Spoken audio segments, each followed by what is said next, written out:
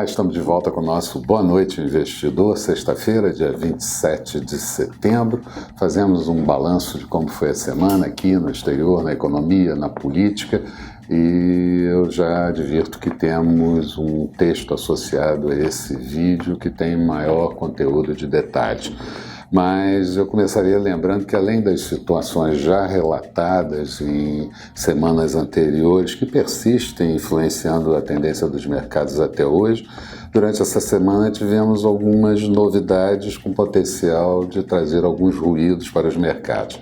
Donald Trump, por exemplo, se enrolou em um processo político nos Estados Unidos e Boris Johnson, primeiro-ministro britânico, sofreu nova derrota com relação ao parlamento e, além disso, tivemos alguns indicadores internacionais sendo divulgados, mostrando que a economia está perdendo um pouco de tração no âmbito global. No ambiente interno, tivemos a repercussão do discurso do presidente Bolsonaro feito na ONU logo no início da semana. Donald Trump também falou em seguida, e retardo do Senado na votação do primeiro turno da reforma da Previdência, além de alguns indicadores de conjuntura também importantes que foram divulgados durante a semana.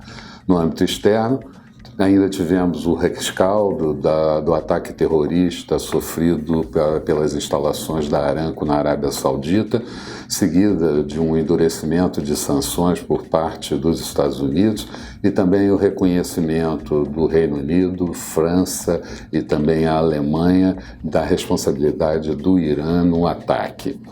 Nos Estados Unidos, a semana incorporou a abertura do processo de impeachment contra o presidente Donald Trump por conta de conversas com o presidente da Ucrânia, supostamente para investigar a atuação comercial de Joe Biden e seu filho, e a presidente da Câmara, Nancy Pelosi, abriu investigação para o processo de impeachment.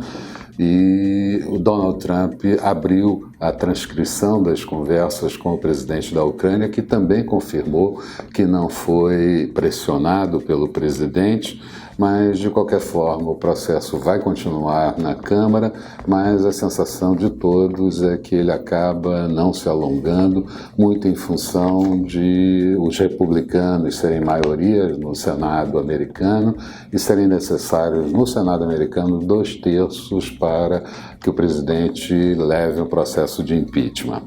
No que tange a um acordo entre os Estados Unidos e a China sobre o comércio bilateral, a situação durante a semana esteve suavizada. Donald Trump disse que um acordo pode sair antes até do que se pense. Os chineses anunciaram a compra de 257 mil toneladas de soja e também carne suína. E Mnuchin, secretário do Tesouro americano, anunciou que os negociadores da China e dos Estados Unidos se encontram em Washington no próximo dia 10 de outubro. No último dia da semana, no entanto, ficamos sabendo que os Estados Unidos cogitam de limitar fluxos de investimento americano na economia da China, e isso acabou afetando negativamente os mercados. Já no Reino Unido, Boris Johnson sofreu uma derrota importante na Corte Suprema, que julgou ilegal a suspensão do parlamento por 5 semanas, mas Boris Johnson insiste que pode fazer um acordo do Brexit, a saída do Reino Unido da União Europeia, até a data limite do dia 31 de outubro, e a oposição pede que ele renuncie. Segundo a União Europeia, é possível que haja um acordo, existe uma grande possibilidade de um acordo, de uma saída sem um acordo, e isso certamente os britânicos não querem, e a União Europeia espera que Boris Johnson apresente novas vertentes para esse acordo. Como temos dito, por trás de tudo isso existe uma percepção de desaceleração da economia global e retorno melhor para os seus investimentos. Os investidores ainda vão ter que reverberar possíveis boas informações com relação ao relacionamento comercial entre os Estados Unidos e a China, mas também vão ter que avaliar os ruídos e a fragilidade do presidente Donald Trump com a abertura do processo de impeachment, e temos logo no mês de novembro uma possibilidade das relações ainda ficarem piores, com a possibilidade de paralisação novamente do governo, que nós chamamos de shutdown.